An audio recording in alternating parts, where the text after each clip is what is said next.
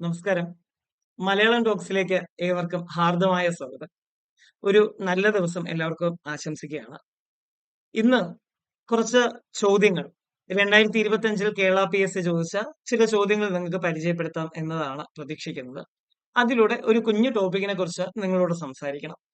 ഞാൻ ചോദ്യങ്ങൾ ആദ്യം പരിചയപ്പെടുത്താം. നിങ്ങൾ ശ്രദ്ധിക്കേണ്ടത് ഈ ചോദ്യങ്ങളുടെ ഉത്തരം നിങ്ങൾക്ക് അറിവുള്ളതാണ് എങ്കിൽ താഴെ കമന്റ് ബോക്സിൽ ഒന്ന് കമന്റ് ചെയ്ത് വരിക.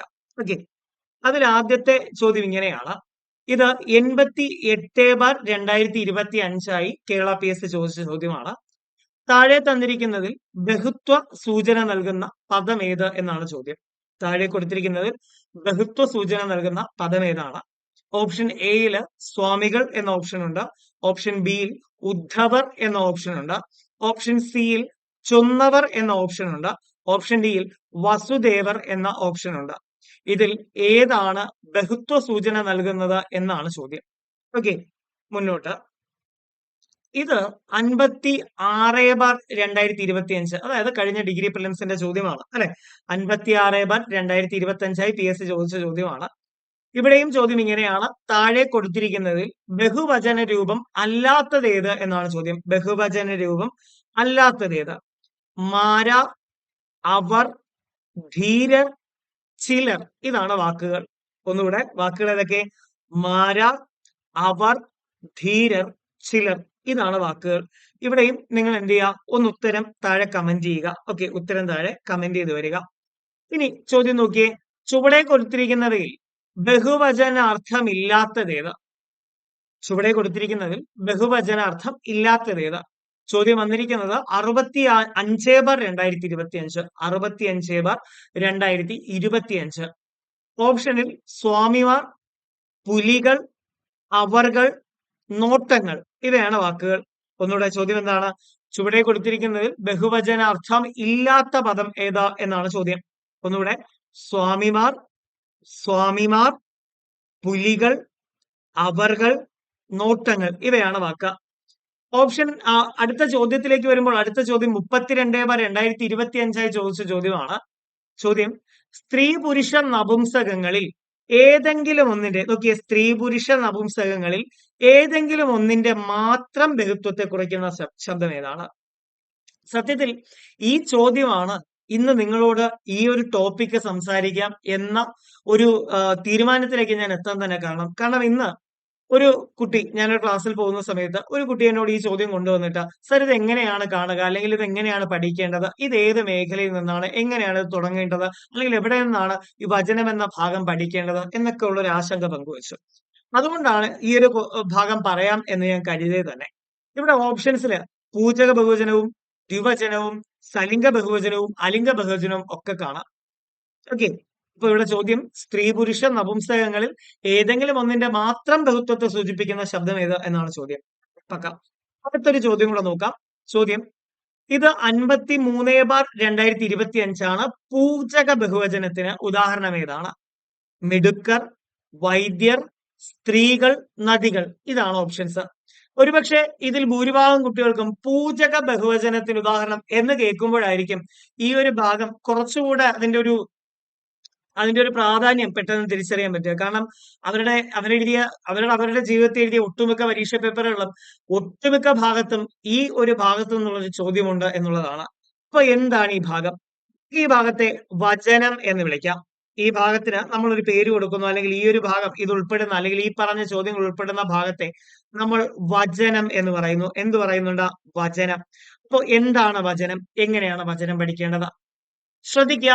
വചനം എന്നാൽ ഒരു നാമപദത്തിന്റെ എണ്ണത്തെ കുറിക്കുന്ന ശബ്ദം എന്ന് പറയാം. നമുക്ക് എണ്ണത്തെ കുറിക്കുന്ന ശബ്ദം, എണ്ണത്തെ കുറിക്കുന്ന ശബ്ദം, അതാണ് വചനം. ഒന്നുകൂടെ, ഒരു നാമപദത്തിന്റെ എണ്ണത്തെ കുറിക്കുന്ന ശബ്ദം. ഓർത്തു വെക്കേണ്ടത് ഈ ഒരു ഭാഗത്തിന് തസ്തിക ഭേദമില്ലാതെ PSC ചോദ്യങ്ങൾ ചോദിക്കുന്ന ഒരു മേഖലയാണ് എന്നുള്ളതാണ്. തസ്തിക ഭേദമില്ല. 10th ലെവൽ മുതൽ, അതായത് 10th മെയിൻസ്, LD പോലുള്ള 10th മെയിൻസ് മുതൽ അങ്ങ് ഡിഗ്രി ലെവല് വരെ, അത് മാത്രമല്ല അതിനിടയിൽ വരുന്ന യൂണിഫോം പോസ്റ്റുകൾ, LP UP പരീക്ഷകൾ തുടങ്ങി എല്ലാ പരീക്ഷകളിലും ഈ ഒരു ഭാഗത്ത് നിന്നുള്ള ചോദ്യങ്ങൾ ഉണ്ടാവാറുണ്ട്. സോ വചനം പ്രധാനമാണ്. വചനം ഞാൻ പറഞ്ഞു, എണ്ണത്തെ കുറിക്കുന്ന ശബ്ദം. അതായത് ഒരു നാമപദം അഥവാ ഒരു വസ്തു അത് എത്രയാണ് അല്ലെങ്കിൽ അത് എത്രയെണ്ണമുണ്ട് എന്ന് കാണിക്കാനായിട്ട് ഉപയോഗിക്കുന്ന ശബ്ദത്തെ വചനം എന്ന് വിളിക്കുന്നു. ശ്രദ്ധിച്ചേ, എന്റെ കയ്യിൽ ഇപ്പോ ഒരു പേനയുണ്ട്, ഒരു പേന. അതായത് പേന ഒന്നേ ഉള്ളൂ, അതുകൊണ്ട് നാമപദം എന്തോ അത് മാത്രം ഉപയോഗിച്ചാൽ മതി. ഓക്കെ. എന്നാൽ ഇവ കൂടുതലുണ്ടെങ്കിലോ, എന്റെ കയ്യിൽ കുറച്ച് കൂടുതൽ പേനയുണ്ടെങ്കിലോ, അപ്പൊ നമ്മൾ എന്ത് പറയണം? അതിന്റെ കൂടുതലുള്ള അവസ്ഥയെ കാണിക്കാനായി ആ പേന എന്ന ശബ്ദത്തിൽ ചെറിയ ചില മാറ്റങ്ങൾ വരുത്തും. ഇതിനെയാണ് വചനം എന്ന് പറയുക. ഓക്കെ. അപ്പൊ എണ്ണത്തെ കുറിക്കുന്ന ശബ്ദം നമ്മൾ വചനം എന്ന് വിളിച്ചു. വചനം പ്രധാനമായും രണ്ട് തരത്തിലുണ്ട്. അതിൽ ഒന്നാമത്തേതിനെ ഏകവചനം എന്നും രണ്ടാമത്തേതിനെ ബഹുവചനം എന്നും വിളിക്കും. എന്ത് പറയുന്നുണ്ട്? ഏകവചനമെന്നും ബഹുവചനം എന്നും വിളിക്കുന്നു. ഏകവചനം, ബഹുവചനം. ഒരു നാമപദം ഒരു വസ്തുവിനെ കുറിക്കുന്നു അല്ലെങ്കിൽ ഒന്നേ ഉള്ളുവെങ്കിൽ അത് ഏകവചനമാണ്. ഒന്നുകൂടെ, ഒരു നാമപദം ഒന്നിനെ കുറിക്കുന്നുവെങ്കിൽ അത് ഏകവചനമാണ്. ഓക്കെ. ഒരു നാമപദം ഒന്നിനെ കുറിക്കുന്നു, ഒന്നേ ഉള്ളുവെങ്കിൽ അത് ഏകവചനം. ഉദാഹരണമായിട്ട് നമുക്ക് അമ്മ എന്ന പദം എടുക്കാം, ഒന്നല്ലേ ഉള്ളൂ. ഓക്കെ. കുട്ടി എന്ന പദം എടുക്കാം, ഒന്നല്ലേ ഉള്ളൂ, ഒന്ന്. ആ പദം കേൾക്കുമ്പോൾ നമുക്കറിയാം ഒന്ന്. പേന എന്ന പദം എടുക്കുക, ഒന്നേ ഉള്ളൂ. അതായത് ഒരു വസ്തുവിന്റെ നാമം എന്തോ അത് അങ്ങനെ തന്നെ പറഞ്ഞു കഴിഞ്ഞാൽ അത് ഏകവചനമാണ് എന്ന സാരം. ഇനി അത് ഒന്നിലധികം ഉണ്ടെങ്കിൽ, അതായത് ഒരു നാമം അല്ലെങ്കിൽ ഒരു വസ്തു, ഒരു പദം, ഒരു കാര്യം എന്ത് തന്നെ ആവട്ടെ, അത് ഒന്നിലധികം ഉണ്ട് എങ്കിൽ അതിനെ നമ്മൾ ബഹുവചനം എന്ന് പറയുന്നു. ഒന്നിലധികം എണ്ണത്തെ സൂചിപ്പിക്കുന്നത് അത് ബഹുവചനം. അവിടെ ഒരു ഏകവചനത്തെ ബഹുവചനമാക്കാനായി നോക്കിയേ, ഈ ശബ്ദങ്ങൾ, ഈ പ്രത്യയങ്ങൾ നോക്കി വെക്കുക. അൾ, കൾ, മാർ, അർ, ഈ 4 പ്രത്യയങ്ങളിൽ ഒന്ന് ഉപയോഗിക്കും. അതായത് ഒരു ഏകവചന ശബ്ദം ബഹുവചനമാകാനായിട്ട് ആ ഏകവചന ശബ്ദത്തിന്റെ കൂടെ അള്ളെന്നോ, കള്ളെന്നോ, മാറെന്നോ, അറെന്നോ ഉള്ള ശബ്ദം ഉപയോഗിക്കും. ഈ പോയിന്റ് ഓർത്ത് വെച്ചോണം. ഇതെന്റെ ക്ലാസിന്റെ അവസാനം വരെ ഈ പോയിന്റ് ഓർത്ത് വെക്കുക. ഒന്നുകൂടെ, ഒരു നാമപദം അത് ഒന്നിലധികം എണ്ണത്തെ സൂചിപ്പിക്കുന്നത് ബഹുവചനമാണ്. അങ്ങനെ ഒന്നിലധികം എണ്ണത്തെ സൂചിപ്പിക്കണമെങ്കിൽ ആ നാമപദത്തിന്റെ കൂടെ അൾ, കൾ, മാർ, അർ എന്നീ ബഹുവചന പ്രത്യയങ്ങൾ ഒന്ന് ചേർന്നിരിക്കണം. ഓക്കെ. ഇനി ശ്രദ്ധിച്ചേ, അമ്മ എന്ന പദം ബഹുവചനമാകാനായി അതിൽ മാർ എന്ന പദം ചേർന്ന അമ്മമാർ എന്നായി മാറുന്നു. കണ്ടോ? ഇത് ബഹുവചനമായി. കുട്ടി എന്ന പദം എന്ന പ്രത്യയം ചേർത്ത് കുട്ടികൾ എന്ന ബഹുവചനമായി മാറി. പേന, എന്ന ബഹുവചനം ചേർന്ന പ്രത്യയം ചേർന്നിട്ട് പേനകൾ എന്നായി മാറി. കണ്ടോ? അതായത് ബഹുവചന പ്രത്യയം ഉണ്ടെങ്കിലേ പദങ്ങൾക്ക് ബഹുവചന രൂപം ഉണ്ടാവൂ. ഒന്നുകൂടെ, ഏകവചനങ്ങളിൽ ബഹുവചന പ്രത്യയം കൂടെ ചേർന്ന് വന്നാലേ എന്ത് സംഭവിക്കൂ? അവയ്ക്ക് ബഹുവചന രൂപം കൈവരത്തുള്ളൂ. ഇതൊരു പോയിന്റ് ആണ്, പഠിച്ചു വെച്ചോണം. നമുക്ക് സ്റ്റേറ്റ്മെന്റ് ഒക്കെ ആയിട്ട് ഇപ്പൊ മലയാള ഭാഗത്ത് സ്റ്റേറ്റ്മെന്റുകളുടെ രൂപത്തിലൊക്കെ ഈ ചോദ്യം വരും. സോ ഓർത്തു വെക്കുക. നമ്മൾ തൊട്ടു മുമ്പ് അതിനെ കണ്ടു, സ്റ്റേറ്റ്മെന്റ് ടൈപ്പ് ചോദ്യങ്ങളൊക്കെ കണ്ടു. ശരി, മുന്നോട്ട്. അപ്പോ ഈ ബഹുവചനത്തെയാണ് ഇനി പിരിക്കുന്നത്. ഈ ബഹുവചനം 3ആയി പിരിയും. ബഹുവചനം എത്രയായി പിരിയുന്നുണ്ട്? 3. അതിൽ ആദ്യത്തേതിനെ നമ്മൾ എന്ത് വിളിക്കുന്നു? സലിംഗ ബഹുവചനം എന്ന് വിളിക്കും. എന്ത് വിളിക്കും? സലിംഗ ബഹുവചനം. അതിൽ തന്നെ രണ്ടാമത്തേതിനെ അലിംഗ ബഹുവചനം എന്ന് വിളിക്കും. രണ്ടാമത്തേതിനെ എന്ത് വിളിക്കും? അലിംഗ ബഹുവചനം. മൂന്നാമത്തേതിനെ പൂജക ബഹുവചനം എന്ന് വിളിക്കും. മൂന്നാമത്തേതിനെ എന്ത് വിളിക്കും? പൂജക ബഹുവചനം. മക്കളെ ശ്രദ്ധിച്ചേ, ഒരു നാമപദം അത് ഒന്നോ അതിലധികമോ എണ്ണം ഉണ്ടെങ്കിൽ അത് ബഹുവചനമാണെന്ന് പറഞ്ഞു. ആ ബഹുവചനത്തെയാണ് നമ്മൾ 3ആയി പിരിച്ചിരിക്കുന്നത്. ആ ബഹുവചനത്തെ നമ്മൾ എത്രയായി പിരിച്ചു? 3ആയി പിരിച്ചു. നോക്കിയേ, ഇപ്പൊ എന്റെ കയ്യിൽ 3 പേനയുണ്ട്. കണ്ടോ? 3 പേന. 1, 2, 3. 3 എണ്ണം. ഓക്കെ. അതായത് ഒരു പദത്തിന്റെ ബഹുവചനം. അതിനാണ് ഈ പറഞ്ഞ പോലെ എന്ത് ചെയ്തത്? നമ്മള് എപ്പോഴും നമ്മൾ 3 എന്ന് പറയാണ്ട് പകരം എന്ത് ചെയ്താൽ മതി? അതിന്റെ എണ്ണത്തെ സൂചിപ്പിക്കാൻ, അത് കൂടുതൽ ഉണ്ട് എന്ന് കാണിക്കാനായിട്ട് ആ പേരിന്റെ കൂടെ ഒരു പ്രത്യയം ചേർത്തു. അതാണ് നമ്മൾ പറഞ്ഞ അൾ, കൾ, മാർ, അർ പ്രത്യയങ്ങൾ. അതിലെ ആ ബഹുവചനത്തെയാണ് 3ആയി പിരിച്ചത്. അതിൽ ആദ്യത്തെ സലിംഗം. ഓർക്കുക, സലിംഗം എന്നാണ് വാക്ക്. അതായത് ലിംഗത്തോട് കൂടിയത്. അവിടെ പ്രധാനമായും സ്ത്രീ, പുരുഷ, നപുംസക ശബ്ദങ്ങളുടെ ബഹുവചന രൂപങ്ങളാണ് വരിക. ഏതൊക്കെ വരും? സ്ത്രീ, പുരുഷ നപുംസക ശബ്ദങ്ങളുടെ ബഹുവചന രൂപങ്ങളാണ് എന്തിൽ വരുന്നത്? സലിംഗ ബഹുവചനത്തിൽ വരുന്നത്. അങ്ങനെയെങ്കിൽ ഒരു കാര്യം ഓർത്തു വെക്കുക, ഇതിൽ ഏതൊക്കെ വരാം? സ്ത്രീ. ഒരു എക്സാമ്പിൾ ഞാൻ പറഞ്ഞുതരാം. നമുക്ക് എന്ത് ചെയ്യാം? കൂട്ടുകാരിമാർ അല്ലെങ്കിൽ കൂട്ടുകാരികൾ. കൂട്ടുകാരികൾ. ഈ കൂട്ടുകാരികൾ എന്ന പ്രയോഗം അത് പെൺകുട്ടികളാണ്, സ്ത്രീലിംഗ ശബ്ദമാണ്, ബഹുവചനമാണ്, അതുകൊണ്ട് അത് സലിംഗ ബഹുവചനം. ഓക്കെ അല്ലേ? അതായത് നോക്കേണ്ടത് തന്നിരിക്കുന്ന പദം ബഹുവചനമാണോ നോക്കുക, സ്ത്രീലിംഗമാണോ നോക്കുക, എങ്കിൽ അത് സലിംഗ ബഹുവചനം. ഇനി കൂട്ടുകാരന്മാർ. കൂട്ടുകാരന്മാർ.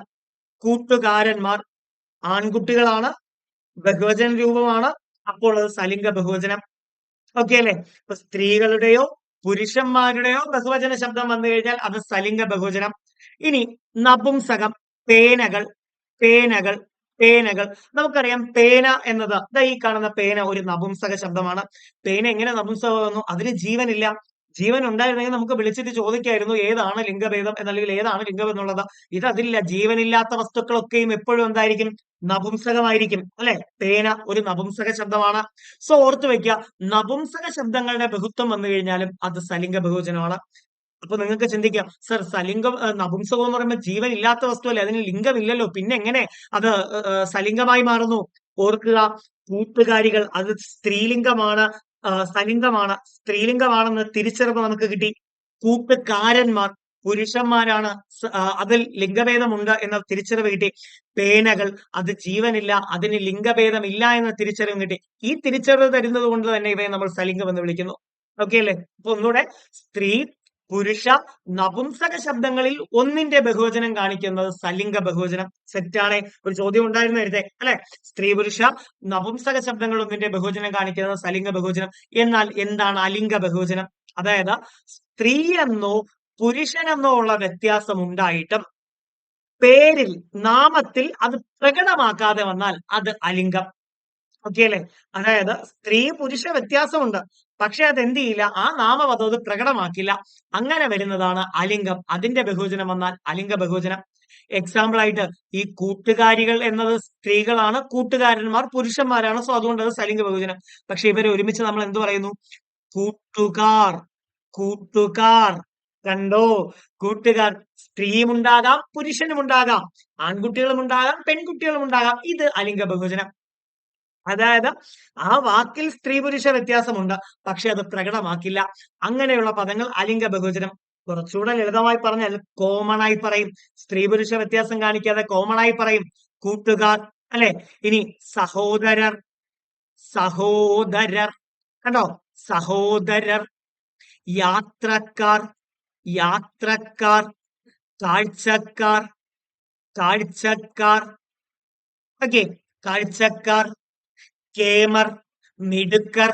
ഇങ്ങനെയുള്ള പദങ്ങളൊക്കെ എന്താണ്? ഈ പറയുന്ന അലിംഗമാണ്. കാരണം ഇവയിലൊക്കെ തന്നെ സ്ത്രീ പുരുഷ വ്യത്യാസമുണ്ട്. കൂട്ടുകാർ എന്ന് പറയുമ്പോൾ അതിന്റെ അകത്ത് സ്ത്രീയും ഉണ്ടാകാം, പുരുഷനും ഉണ്ടാകാം. സഹോദരർ എന്ന് പറയുമ്പോൾ പുരുഷനും ഉണ്ടാകാം, സ്ത്രീയും ഉണ്ടാകാം. യാത്രക്കാർ, ഒരു ബസ്സിലെ യാത്രക്കാർ അല്ലെങ്കിൽ ട്രെയിനിലെ യാത്രക്കാർ അല്ലെങ്കിൽ ഒരു വാഹനത്തിലെ യാത്രക്കാർ എന്ന് പറയുമ്പോൾ അതിൽ സ്ത്രീയും പുരുഷനും ഉണ്ടാകാം. സംഭവം കണക്ട് അല്ലേ? അതായത് സ്ത്രീ പുരുഷ വ്യത്യാസമുണ്ട്, പക്ഷെ ആ നാമരൂപം അത് പ്രകടമാക്കിയില്ല. അങ്ങനെയുള്ളവയാണ് അലിംഗം. ഈ അലിംഗത്തിനെ ഉഭയലിംഗ ബഹുവചനമെന്നും സാമാന്യലിംഗ ബഹുവചനമെന്നും അഡീഷണൽ പേരുകളുണ്ടേ. സെറ്റല്ലടാ, സെറ്റല്ലേ? ഇത് അലിംഗ ബഹുവചനം അഥവാ ഉഭയലിംഗ ബഹുവചനം അഥവാ സാമാന്യലിംഗ ബഹുവചനം. സെറ്റ്. അപ്പൊ സലിംഗം സ്ത്രീ പുരുഷ നപുംസകങ്ങളുടെ ബഹുവചനമാണെങ്കിൽ അലിംഗം സ്ത്രീ പുരുഷ വ്യത്യാസം പ്രകടമാക്കാത്ത ശബ്ദങ്ങളുടെ ബഹുവചന രൂപമാണ്. എങ്കിൽ എന്താണ് പൂജക ബഹുവചനം? നമ്മൾ എങ്ങനെയൊക്കെയാ ഒരാളോട് ബഹുമാനം കാണിക്കുക? എങ്ങനെയൊക്കെ നമ്മൾ ഒരു ബഹുമാനം കാണിക്കും? അദ്ദേഹത്തോട് ആദരവ് കൊടുത്തുകൊണ്ട് അദ്ദേഹത്തെ ബഹുമാനിച്ച് അദ്ദേഹത്തെ കാണുമ്പോൾ കൈകൂപ്പുന്നു, ഒരാളെ കാണുമ്പോൾ എഴുന്നേറ്റ് നിൽക്കുന്നു, ശബ്ദത്തിൽ വരുത്തുന്ന വ്യത്യാസമൊക്കെ മോഡുലേഷൻ ചേഞ്ച് ഒക്കെ നമ്മൾ അച്ഛനോട് സംസാരിക്കുന്ന രീതിയിലല്ല അമ്മയോട് സംസാരിക്കുന്നത്, ഇനി വീട്ടുകാരോട് സംസാരിക്കുന്ന ശബ്ദത്തിലോ ആ ടോണിലോ അല്ല, സുഹൃത്തുക്കളടുത്ത് സംസാരിക്കുന്നത് അവരോട് സംസാരിക്കുന്ന ടോണിലല്ല, ഗുരുക്കന്മാരുടെ സംസാരിക്കുന്നത് അല്ലെ? അപ്പൊ ഈ ശബ്ദ വ്യത്യാസം വരുത്തുന്നത് പോലെ എന്താണ് ഈ പറയുന്ന ആ ഒരു ബഹുമാന സൂചകമായിട്ടാണ്. അപ്പൊ അതേപോലെ തന്നെ നമ്മള് ചിലര് ഈ ഷോളൊക്കെ എടുത്തിങ്ങനെ തലയിൽ കൂടെ ഇടുന്നത്, ഇപ്പൊ ഈ അതേപോലെ മുണ്ട് അല്ലെ, മുണ്ട് മടക്കി കുത്തിയിരിക്കുന്നത്, നിവർത്തിയിടുന്നത് ഒക്കെ തന്നെ ഈ ബഹുമാന സൂചകമായിട്ടുള്ള കാര്യമാണ്. അപ്പൊ എന്റെ പോയിന്റ്, നമുക്ക് നാമത്തിൽ അതായത് വചനത്തിൽ ഇത്തരത്തിൽ ബഹുമാനം കാണിക്കാനായിട്ട് പറ്റും. അങ്ങനെ ഒറ്റ കാര്യം ചെയ്താൽ മതി. ഏകവചന ശബ്ദമുള്ള ഒരു പദത്തിന്റെ കൂടെ ബഹുമാന സൂചകമായി ബഹുവചന പ്രത്യയങ്ങളായ അൾ, കൾ, മാർ, അർ ഈ 4 ബഹുവചന പ്രത്യയങ്ങൾ ഒന്ന് നൽകിയാൽ മതി. ഒന്നുകൂടെ, ഒരു ഏകവചന ശബ്ദത്തിന്റെ കൂടെ അൾ, കൾ, മാർ, അർ എന്നീ ശബ്ദങ്ങൾ ചേർത്ത് കൊടുത്താൽ പൂജക ബഹുവചനം കിട്ടും. ഉദാഹരണമായിട്ട് ഗുരുക്കൾ എന്ന പദം എടുക്കുക. ഗുരുക്കൾ, ഗുരുക്കൾ എന്ന പദം എടുക്കുക. ഗുരു എന്ന് പറഞ്ഞാൽ മതിയായിരുന്നു. പക്ഷേ നമ്മൾ അദ്ദേഹത്തിന് കൊടുത്ത ബഹുമാനമാണ്, അദ്ദേഹത്തിന്റെ സ്ഥാനത്തിന് കൊടുത്ത ബഹുമാനാർത്ഥം അദ്ദേഹത്തെ എന്ത് വിളിച്ചു? ഗുരുക്കൾ എന്ന് വിളിച്ചു. ഒരാളെ ഉള്ളൂ, പക്ഷെ പേര് ബഹുവചനമാണ്. കണ്ടോ, ഒരാളെ ഉള്ളൂ, ഗുരുക്കൾ ഒരാളെ ഉള്ളൂ, പക്ഷെ അദ്ദേഹത്തിന് നമ്മൾ ബഹുമാന സൂചകമായിട്ട് ഗുരുക്കൾ എന്ന് കൊടുത്തു, ബഹുവചന പ്രത്യയം കൊടുത്തു. ഇത് പൂജക ബഹുവചനം. ഓക്കെ അല്ലേ? ഇനി സ്വാമികൾ, സ്വാമികൾ, സ്വാമി എന്ന് മാത്രം മതിയായിരുന്നു അല്ലെ? സ്വാമി എന്ന് മാത്രം മതിയായിരുന്നു. പക്ഷെ നമ്മൾ അദ്ദേഹത്തിന് ബഹുമാനം കൊടുത്തുകൊണ്ട് സ്വാമികൾ എന്ന പ്രയോഗം കൊടുത്തു.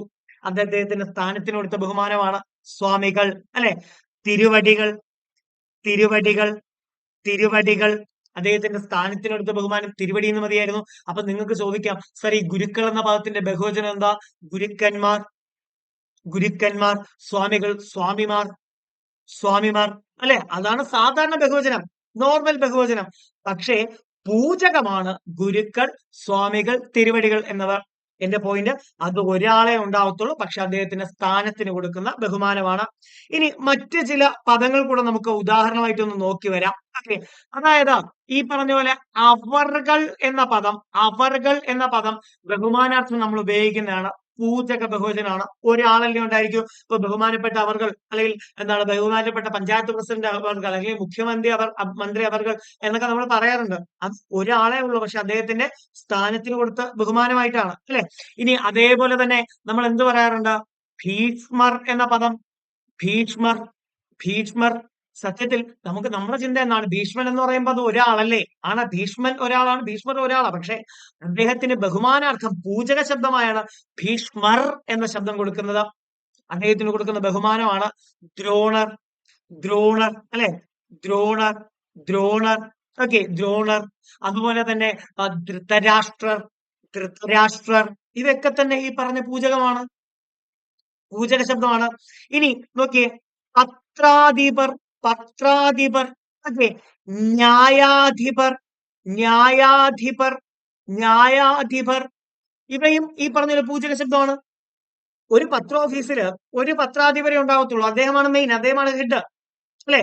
അപ്പൊ അദ്ദേഹത്തിന് ബഹുമാനം കൊടുത്തുകൊണ്ടാണ് ആ പദം പറയുക. അല്ലെങ്കിൽ പത്രാധിപൻ എന്ന് പറഞ്ഞാൽ മതിയായിരുന്നു. പത്രാധിപന്മാർ അതിന്റെ ബഹുവചന ശബ്ദമാണ്. ന്യായാധിപർ, ഒരു കോടതിയിൽ ഒരുപാട് ന്യായാധിപർ ഉണ്ടാവും, ഒരുപാട് ന്യായാധിപന്മാരുണ്ടാവും. പക്ഷെ നമ്മൾ ഓരോരുത്തരെയും ന്യായാധിപർ എന്നാണ് ബഹുമാനാർത്ഥം പറയുന്നത്. ബഹുമാനപ്പെട്ട ന്യായാധിപർ സമക്ഷം ബോധിപ്പിച്ചുകൊള്ളുന്ന പരാതി അല്ലെ? ന്യായാധിപർ, അത് അദ്ദേഹത്തിന് കൊടുക്കുന്ന ബഹുമാനമാണ്, ആ സ്ഥാനത്തിന് കൊടുക്കുന്ന ബഹുമാനമാണ്. അപ്പൊ ന്യായാധിപരും പത്രാധിപരും എന്ത് തന്നെയാണ്? പൂജക ശബ്ദമാണ്. ഓക്കെ അല്ലെ? ഇനി നോക്കിയേ, വാര്യർ, വാര്യർ, വാദ്യാർ, വാദ്യാർ, വാദ്യാർ അല്ലെ? ചാക്യാർ, ചാക്യാർ, ചാക്യാർ. ഈ പദങ്ങളും എല്ലാം എന്ത് തന്നെയാണ്? പൂജക ശബ്ദമാണ്, പൂജക ശബ്ദം. ഇനി അതേപോലെ തന്നെ ശാസ്ത്രികൾ, ശാസ്ത്രികൾ, ശാസ്ത്രികൾ. ചിലർക്കെങ്കിലും ചാക്യാര, വാര്യരെ പോലുള്ള പദങ്ങൾ, അല്ലെങ്കിൽ മാരാർ, മാരാർ, മാരാർ പോലുള്ള പദങ്ങളൊക്കെ കൺഫ്യൂഷൻ വരും. ഈ ചാക്യാർ എന്ന് പറയുന്ന ഒരാളല്ലേ? ആണ് മക്കളെ, ഒരാളാണ്. അത് ഏകവചനമല്ല, അതിന്റെ ഏകവചനം ചാക്യാനാണ്. കൂത്ത് പറയുന്നതിൽ കേമനാകുമ്പോഴാണ് അയാൾക്ക് ചാക്യാർ എന്ന പദവി വരുന്നത്. അത് ബഹുമാനാർത്ഥം കൊടുക്കുന്നതാ അല്ലെ? മാരാർ, കൊട്ടുന്നതിൽ കേമനാകുമ്പോൾ മാരാറായി മാറുന്നു. ഓക്കെ അല്ലെ? അപ്പൊ ഇത്തരം പദങ്ങളെല്ലാം എന്തിന് ഉദാഹരണമാണ്? ഈ പറയുന്ന പൂജക ബഹുവചനത്തിന് ഉദാഹരണമാണ്. ഒരു കുഞ്ഞു ജോലി ഞാൻ തരട്ടെ, ഒരു കുഞ്ഞു ടാസ്ക് ഞാൻ തരട്ടെ. നിങ്ങൾക്കറിയുന്ന ഇത്തരത്തിൽ ഞാൻ പറയാതെ വിട്ട ഇത്തരത്തിലുള്ള കഴിയുന്നിടത്തോളം വാക്കുകൾ താഴെ കമന്റ് ബോക്സിൽ നിങ്ങളൊന്ന് കമന്റ് ചെയ്ത് തരണം. ഏത് ഭാഗത്ത് നിന്ന്, പൂജക ബഹുവചനത്തിൽ നിന്ന് നിങ്ങൾക്ക് അറിയാവുന്ന മാക്സിമം വാക്കുകൾ ഒന്ന് കമന്റ് ചെയ്തു. കാരണം ഈ ഒരു ഭാഗം PSC പലപ്പോഴും ചോദിക്കാറുണ്ട്. അപ്പൊ എന്റെ പോയിന്റ് ഇതാണ്, നിങ്ങൾക്ക് അറിയുന്ന വാക്കുകൾ, പൂജക ബഹുവചനത്തിൽ ഏതൊക്കെ വാക്കുകൾ വരുമോ താഴെ ഒന്ന് കമന്റ് ബോക്സിൽ കമന്റ് ചെയ്തോ. അല്ലെ? കമന്റ് ചെയ്യണം കേട്ടോ. നോക്കിയേ, ഇനി ഈ ഭാഗത്ത് തന്നെ ഞാൻ എന്ത് പറഞ്ഞു? സലിംഗ ബഹുവചനവും അലിംഗ ബഹുവചനവും പറഞ്ഞു. എന്റെ ചോദ്യം ഇതാണ്, എന്റെ ചോദ്യം ഇതാണ്. മക്കളെ നോക്കിയേ, വേലക്കാർ എന്ന പദം ഏതിന് ഉദാഹരണമായിരിക്കും? വേലക്കാർ, വേലക്കാർ എന്ന് പറയുമ്പോൾ അതിൽ പുരുഷനും ഉണ്ടാകാം, സ്ത്രീയും ഉണ്ടാകാം. അപ്പൊ അത് അലിംഗ ബഹുവചനമാണ് അല്ലെ? ഇപ്പൊ ജോലിക്കാർ, സ്ത്രീയും പുരുഷനും ഉണ്ട്, അലിംഗ ബഹുവചനം. ഓക്കെ അല്ലെ? ഒരു പക്ഷേ കാഴ്ചക്കാരന്മാർ കാണുന്നവർ പുരുഷന്മാരെന്നുള്ള അർത്ഥമുണ്ട്. അതുകൊണ്ട് തന്നെ അത് സലിംഗ ബഹുവചനമാണ്. മിടുക്കികൾ മിടുക്കികൾ പെൺകുട്ടികളാണ് സലിംഗ ബഹുവചനം. നക്ഷത്രങ്ങൾ നക്ഷത്രങ്ങൾ സലിംഗ ബഹുവചനം. കാരണം എന്താ? നക്ഷത്രം ജീവനില്ലാത്ത വസ്തുവാണ്, നപുംസകമാണ്. മക്കളെ ഞാൻ ഈ പറയുന്ന ഭാഗങ്ങൾ ഒന്ന് ജസ്റ്റ് ഒന്ന് വീഡിയോ ഒന്ന് സ്റ്റോപ്പ് ചെയ്ത് വെച്ച് ഒന്ന് എന്ത് ചെയ്യണം, എഴുതിയെടുക്കട്ടെ. ഒന്ന് പുഷ് ചെയ്ത് വെച്ച് എന്ത് ചെയ്യുക, ഒന്ന് പോസ്റ്റ് ചെയ്ത് വെച്ച് എന്ത് ചെയ്യുക, ഒന്ന് എഴുതിയെടുക്കുക. ഓരോ വാക്കുകളായിട്ട് ഒന്ന് എഴുതിയെടുത്ത് പോകട്ടോ, പഠിച്ചു വെച്ചാണ്. അല്ലെങ്കിൽ ഡൗട്ട് ഒന്ന് റിപ്പീറ്റ് ചെയ്ത് കേൾക്കുക. എവിടെയെങ്കിലും സംശയം വന്നാൽ താഴെ കമന്റ് ബോക്സിൽ നിങ്ങൾക്ക് അത് കമന്റ് ചെയ്യാവുന്നതാണ്. ഓക്കെ അല്ലെ? ഒന്നുകൂടെ എന്റെ ഭാഗം ഒന്നുകൂടെ ഓർത്തു വെക്കുക. ഇപ്പോ യാത്രക്കാരികൾ എന്ന പദം, യാത്രക്കാരികൾ സ്ത്രീകളാണ്, സലിംഗ ബഹുവചനമാണ്. ഓക്കെ. ഇനി നർത്തകർ പുരുഷന്മാരും സ്ത്രീകളും ഉണ്ട്. പക്ഷെ നർത്തകിമാരെന്ന് പറഞ്ഞാലോ സ്ത്രീകൾ മാത്രം, അപ്പോൾ അത് സലിംഗ ബഹുവചനം. ഓക്കെ അല്ലെ? ഇനി PSC ചോദിക്കുന്ന ഒരു ചോദ്യമുണ്ട്, സാധാരണ ചോദിക്കുന്ന ഒരു ചോദ്യം, മരങ്ങൾ എന്ന പദം, മരങ്ങൾ കണ്ടോ, മരങ്ങൾ എന്ന പദം. അല്ലെങ്കിൽ ഒരു കാര്യം ചെയ്യാം, ഞാൻ ഇത് അടുത്ത ഇതിൽ എഴുതാം. കാരണം ഇവിടെ എഴുതി കഴിഞ്ഞുള്ള പ്രശ്നം എന്ന് പറയുന്നത് ചിലപ്പോൾ നിങ്ങൾ ഇതിന്റെ കൂടെ ഉള്ളതാണ് എന്ന് കരുതി കളയും. ഓക്കെ. അടുത്ത പദമാണ് മരങ്ങൾ. പദം ഏതാണ്? മരങ്ങൾ. മരങ്ങൾ മരങ്ങൾ ഏതിൽ പെടുന്നു? മരങ്ങൾ ഓർത്തു വെക്കുക. മരങ്ങൾ എന്ന പദം അത് നപുംസകമാണ്. ഓർക്കുക മക്കളെ, മരം ജീവനില്ലാത്ത വസ്തു. ശാസ്ത്രപരമായ മരത്തിന് ജീവനുണ്ട്, പക്ഷെ മരത്തിന് സ്ഥാനമാറ്റമില്ലല്ലോ. മരം ഇന്ന് ഇവിടെയും അടുത്ത ദിവസം ഇന്ന് കോഴിക്കോടും അടുത്തത് തിരുവനന്തപുരത്തും അങ്ങനെയല്ലല്ലോ അല്ലെ? അത് എന്റെ പോയിന്റ്. മരത്തിന് ജീവനില്ല, അതിന് പക്ഷെ അതിന് സ്വയം ചലിക്കാനും കഴിയുന്നില്ല. ഓക്കെ. അതുകൊണ്ട് തന്നെ മരം ഒരു നപുംസക ശബ്ദമാണ്. അതുകൊണ്ട് തന്നെ മരം സലിംഗ ശബ്ദമാണ്, സലിംഗം. ഓക്കെ അല്ലെ? ഗായകർ ഗായകർ പുരുഷന്മാരും സ്ത്രീകളും ഉണ്ട്. അതുകൊണ്ട് തന്നെ അത് അലിംഗ ശബ്ദമാണ്, അലിംഗ ബഹുവചനമാണ്. ഓക്കെ. ഇനി വാദ്യാർ എന്ന പദം, വാദ്യാർ വാദ്യാർ ഇത് ബഹുമാനാർത്ഥം കൊടുത്താണ് വാദ്യാർ അല്ലെ? അപ്പൊ അത് പൂജക ബഹുവചനമാണ്, പൂജകം. ഓക്കെ അല്ലെ? ഇനി അതേപോലെ തന്നെ എന്താ പറയാ, നമുക്ക് ഭീഷ്മർ അല്ലെ? ഭീഷ്മർ ഭീഷ്മർ അതും ബഹുമാനാർത്ഥമാണ്. സോ അത് പൂജക ശബ്ദമാണ്, പൂജക ശബ്ദം. ഇനി എന്താണ്? വിരുന്നുകാർ വിരുന്നുകാർ വിരുന്നുകാർ അല്ലെ? വിരുന്നുകാർ വിരുന്നുകാർ എന്നുള്ളതിൽ പുരുഷനും സ്ത്രീയും ഉണ്ടാകാം. അത് അലിംഗ ശബ്ദം, അലിംഗം അല്ലെങ്കിൽ ഉഭയലിംഗം. ക്ലിയർ അല്ലേ? അപ്പൊ എങ്ങനെയാണ് വാക്കുകൾ കണ്ടുപിടിക്കുന്നതെന്ന് മനസ്സിലായില്ലേ? സെറ്റ് അല്ലേ? ഇനി ഒരു കുഞ്ഞു കാര്യം കൂടെ പറഞ്ഞോട്ടെ. നോക്കിയേ, ഇതിനെ പേന എന്ന് വിളിക്കാം. ഇത് പേനയാണ്. ഓക്കെ. ഇപ്പോ പേനകൾ, ഇതും പേനകൾ. നോക്കിയേ, പേന, പേനകൾ, പേനകൾ. ഇനി ശ്രദ്ധിച്ചേ, പേന, രണ്ടു പേന, പേനകൾ. ഇങ്ങനെ നമ്മൾ പറയൂ? പേന, രണ്ടു പേന, പേനകൾ. നമ്മളിങ്ങനെ പറയൂ? ഇല്ല, ഇല്ല. ഇനി കുട്ടി, രണ്ടു കുട്ടി, കുട്ടികൾ. അമ്മ, രണ്ടമ്മ, അമ്മമാർ. ബെഞ്ച്, രണ്ട് ബെഞ്ച്, ബെഞ്ചുകൾ. ബുക്ക്, രണ്ട് ബുക്ക്, ബുക്കുകൾ. ഇങ്ങനെ പറയോ? അതായത് ഏകവചനത്തിനും ഏകവചനത്തിനും ബഹുവചനത്തിനും ഇടയിലായിട്ട് ഒരു ശബ്ദം. അത് നമ്മൾ പറയോ? ഇല്ല. നമുക്ക് ഏകവചനവും ബഹുവചനവും മാത്രമേ ഉള്ളൂ. ഒന്നുകൂടെ, ഏകവചനവും ബഹുവചനവും മാത്രമേ നമുക്കുള്ളൂ. അതിനിടയിൽ ഒരു രൂപം പക്ഷെ എവിടെ പറയും? സംസ്കൃതത്തിൽ പറയും. എന്ത് പറയുന്നുണ്ട്? സംസ്കൃതത്തിൽ പറയുന്നുണ്ട്. ഏകവചനത്തിനും ബഹുവചനത്തിനും ഇടയിൽ ഒരു രൂപം എവിടെ പറയുന്നുണ്ട്? സംസ്കൃതത്തിൽ പറയുന്നുണ്ട്. അതാണ് ദ്വിവചനം.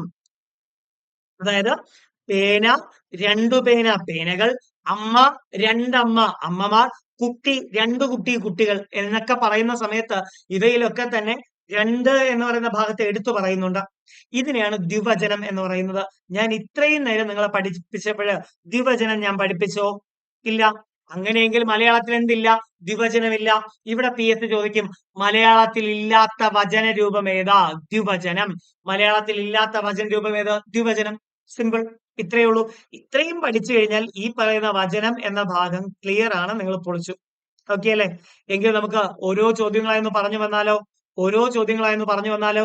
നോക്കിയേ, താഴെ കൊടുത്തിരിക്കുന്നവയിൽ ബഹുത്വ സൂചന നൽകുന്ന പദം ഏത്? ബഹുത്വം അല്ലെ? ബഹുത്വം, അതായത് ഒന്നിലധികം എണ്ണം വേണം. സ്വാമികൾ ഒന്നിലധികം എണ്ണം ഉണ്ടോ? സത്യത്തിൽ കേൾക്കുമ്പോഴും ഒന്നിലധികം തോന്നും, പക്ഷെ ഇല്ല, ഒരാളല്ലേ. അയാൾക്ക് ബഹുമാനം കൊടുത്തുകൊണ്ടല്ലേ സ്വാമികൾ എന്ന് പറഞ്ഞത്.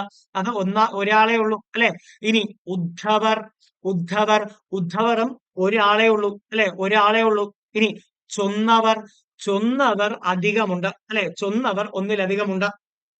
പറഞ്ഞവർ എന്ന അർത്ഥത്തിലാണ് അല്ലെ? ചൊന്നവർ, പറഞ്ഞവർ എന്ന അർത്ഥത്തിലാണ്. അത് ഒന്നിലധികം പേരുണ്ട്. അത് ബഹുവചന സൂചനയാണ്. അല്ലെ? ബഹുവചന സൂചന നൽകുന്ന പദം എന്നല്ലേ? അപ്പൊ ചൊന്നവർ പറയാം. വസുദേവർ അല്ലെ? വസുദേവർ പൂജക ശബ്ദം. വസുദേവർ എന്താണ്? പൂജക ശബ്ദം. വിഷയമല്ല. സിമ്പിൾ പരിപാടി. നമുക്ക് മനസ്സിലായില്ലേ? അപ്പൊ ഈ പറഞ്ഞ പോലെ എന്താണ്? വസുദേവർ എന്നത് പൂജക ശബ്ദമാണ്. അപ്പൊ ഇവിടെ ചൊന്നവർ മാത്രമേ എന്തുള്ളൂ? ബഹുവചനം. എങ്ങനെ? ഒന്നിലധികം എണ്ണത്തെ സൂചിപ്പിക്കുന്നുള്ളൂ. ഇനി അടുത്ത ചോദ്യം. താഴെ കൊടുത്തിരിക്കുന്നതിൽ ബഹുവചന രൂപം അല്ലാത്തതേത്? ബഹുവചന രൂപം അല്ലാത്തത് മാരാർ. നമുക്ക് ബഹുവചനം തോന്നും, പക്ഷെ അല്ല, അത് പൂജക ശബ്ദമാണ് അല്ലെ? അവർ, അവർ, അവർ, അവർ ബഹുവചനമാണ്. ഒന്നിലധികം പേരുണ്ട്. ധീരർ ഒന്നിലധികം പേരുണ്ട്. ചിലർ ഒന്നിലധികം പേരുണ്ട്. അപ്പൊ ഇവിടെ ഉത്തരമായി വരുന്ന ഏതാ? മാരാർ. കേൾക്കുമ്പോ നമുക്ക് പറയുമ്പോഴ് മാരാർ എന്ന് പറയുമ്പോൾ ഒരുപാട് പേരുണ്ടെന്ന് തോന്നും. അല്ല, അത് ഒരാളെയാണ് അത് സൂചിപ്പിക്കുന്നത്. ഈ കൊട്ടുന്നതിൽ അല്ലെ, മേളത്തിൽ കേമനാകുമ്പോഴാണ് അയാൾക്ക് മാരാർ പദവി കൊടുക്കുക. മാരാർ എന്ന പദം വരുന്നത്. അല്ലെങ്കിൽ അതുവരെ മാരാൻ. പിന്നെ പോയിന്റ്, ആ പദവും എന്ത് തന്നെയാണ്? അത് ക്ഷമിക്കുക, പൂജക ബഹുവചനാണ്. അപ്പൊ അത് ബഹുവചന രൂപം ഇല്ല. സംഭവം പേര് പൂജക ബഹുവചനം എന്നാണെങ്കിലും ആൾ ഒന്നേ ഉള്ളൂ. എപ്പോഴും ഓർത്തു വെക്കുക, എല്ലാ പൂജക ശബ്ദങ്ങളും ദൈ കാണുന്നില്ലേ? ദൈ കാണുന്ന എല്ലാ പൂജക ശബ്ദങ്ങളും ആള് പൂജകം ഒന്നേ ഉള്ളൂ. പക്ഷെ ആള് ഒരാളെ ഉണ്ടാവത്തുള്ളൂ. പേര് പൂജക ബഹുവചനം, പക്ഷെ ആള് ഒരാളെ ഉള്ളൂ കേട്ടോ. അത് എപ്പോഴും ഏകവചനമായിരിക്കും. ഓക്കെ. ഇനി ഇപ്പൊ ഈ ചോദ്യത്തിന്റെ ഉത്തരം കിട്ടി, മാരാരാണ്. ഇനി ഇവിടെ ചുവടെ കൊടുത്തിരിക്കുന്നതിൽ ബഹുവചനാർത്ഥം ഇല്ലാത്തത്, ബഹുവചനം അല്ലാത്തത് സ്വാമിമാർ. നമുക്ക് തോന്നുന്നു സർ സ്വാമിമാർ നേരത്തെ പറഞ്ഞില്ലേ? ഇല്ല, ഞാൻ നേരത്തെ പറഞ്ഞ സ്വാമിമാരല്ല, സ്വാമികളാ അല്ലെ? അത് ബഹുവചന ശബ്ദം ഉള്ളതാണ്. പുലികൾ ഒന്നിലധികം ഉണ്ട്, ബഹുവചന ശബ്ദം ഉണ്ട്. അവർകൾ, അവർകൾ ഒരാളെ ഉള്ളൂ അല്ലെ? പഞ്ചായത്ത് പ്രസിഡന്റ് അവർകൾ, അല്ലെങ്കിൽ മുഖ്യമന്ത്രി അവർകൾ എന്നൊക്കെ പറയുമ്പോൾ ഒരാളെ ഉള്ളൂ അല്ലെ? ഇനി നോട്ടങ്ങൾ, നേട്ടമല്ല, നോട്ടങ്ങൾ അല്ലെ? നോട്ടങ്ങൾ, അതും ബഹുവചനമുണ്ട്. അപ്പൊ ഇവിടെ ബഹുവചനാർത്ഥം ഇല്ലാത്ത ഒരു പദമേ ഉള്ളൂ, അവർകൾ. കാരണം അത് പൂജക ശബ്ദമാണ്. ഞാൻ പറഞ്ഞു പൂജകം ഒരിക്കലും ഒരു ബഹുവചന ഇല്ല, ഒന്നേ ഉള്ളൂ. പേര് പൂജക ബഹുവചനം എന്നുണ്ടെങ്കിലും ആൾ ഒരാളെ ഉള്ളൂ. പക്കയല്ലേ? മുന്നോട്ട് പോട്ടെ. ഇനി അടുത്ത ചോദ്യം. സ്ത്രീ പുരുഷ നപുംസകങ്ങളിൽ ഏതെങ്കിലും ഒന്നിന്റെ മാത്രം സ്ത്രീ പുരുഷ നപുംസകങ്ങൾ എവിടെ വരുന്നുണ്ട്? സ്ത്രീ പുരുഷ നപുംസകങ്ങളിൽ ഏതെങ്കിലും ഒന്നിന്റെ മാത്രം. ഈ ചോദ്യം എടുത്ത് ഞാൻ പറയാനുള്ള കാരണം, പല ഭാഗത്തും, പല സെന്ററുകളിലും, പല ഭാഗത്തും, പല യൂട്യൂബ് ചാനലുകളും, അതുപോലെ തന്നെ പല ക്ലാസ്സുകളും, ഓൺലൈൻ ക്ലാസ്സുകളും, ചില റാങ്ക് ഫയലുകളിൽ പോലും സ്ത്രീ പുരുഷ ശബ്ദങ്ങളിൽ ഒന്നാണ് സലിംഗ ബഹുവചനം കൊടുത്തിട്ടുണ്ട്. നപുംസകം പറയില്ല, പക്ഷെ നപുംസകം ഉണ്ട്. നോക്കിയേ, സ്ത്രീ പുരുഷ നപുംസക ശബ്ദങ്ങളിൽ ഏതെങ്കിലും ഒന്നിന്റെ മാത്രം ബഹുവചനത്തെ കാണിക്കുന്നത് സലിംഗ ബഹുവചനം. പൂജകം ബഹുമാനാർത്ഥത്തെ സൂചിപ്പിക്കുന്നു. ദ്വിവചനം ഞാൻ പറഞ്ഞു, മലയാളത്തിൽ ഇല്ലാത്ത വചന രൂപമാണ് ദ്വിവചനം. അലിംഗ ബഹുവചനം സ്ത്രീ പുരുഷ വ്യത്യാസത്തെ പ്രകടമാക്കാത്തത്. സെറ്റല്ലേ? വ്യത്യാസം ഉണ്ടായിട്ടും അത് പ്രകടമാക്കാത്തത്. സെറ്റ്. ഇനി ഇവിടെ പൂജക ബഹുവചനത്തിന് ഉദാഹരണം. പൂജകം. മിടുക്കർ പൂജകമാണോ? അല്ല. സ്ത്രീകൾ പൂജകമാണോ? അല്ല. നദികൾ പൂജകമാണോ? അല്ല. വൈദ്യർ പൂജകം. സെറ്റല്ലേ? അപ്പൊ ഇത്രയും പഠിച്ചു കഴിഞ്ഞാൽ ഒരു മാർക്ക.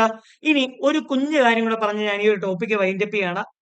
അത് എന്നതും ഇത് എന്നതും ഏകവചന ശബ്ദങ്ങളാണ് എങ്കിൽ ഈ ശബ്ദങ്ങളുടെ ബഹുവചന രൂപം പ്രീവിയസ് ആണ്. ഓർത്തു വെക്കുക. അത് എന്നതിന്റെ ബഹുവചനമാണ് അവ എന്നത്. ഇത് എന്നതിന്റെ ബഹുവചനം ഇവ എന്നതുമാണ്. പ്രീവിയസ്. അത് ഏകവചന ശബ്ദവും അവ ബഹുവചന ശബ്ദവുമാണ്. ഇത് ഏകവചന ശബ്ദവും ഇവ ബഹുവചന ശബ്ദവുമാണ്. ക്ലിയർ അല്ലേ? അപ്പൊ ഇത്രയും ക്ലിയർ ആണെന്ന് വിശ്വസിക്കുന്നു. ഈ ഒരു ഭാഗത്ത് നമ്മൾ എന്താ പഠിച്ചത്? വചനം എന്നൊരു ഭാഗമാണ് പഠിച്ചത്. വചനത്തെക്കുറിച്ചുള്ള അട്ടപടലം കാര്യങ്ങൾ പഠിച്ചു എന്ന് ഞാൻ വിശ്വസിക്കുന്നു. ക്ലാസ് മനസ്സിലായി എന്ന് ഞാൻ കരുതുകയാണ്. നന്നായി പഠിക്കുക. എന്തെങ്കിലുമൊക്കെ സംശയങ്ങൾ ഉണ്ടെങ്കിൽ താഴെ കമന്റ് ബോക്സിൽ ചോദിച്ചേക്കാൻ ഞാൻ ക്ലിയർ ചെയ്ത് തരാം. ഓക്കെ അല്ലേ? അപ്പൊ എല്ലാവർക്കും ഒരു ശുഭദിനം ആശംസിക്കുകയാണ്. ഞാൻ എന്റെ ക്ലാസ് വൈൻഡപ്പ് ചെയ്യുന്നു. Thank you.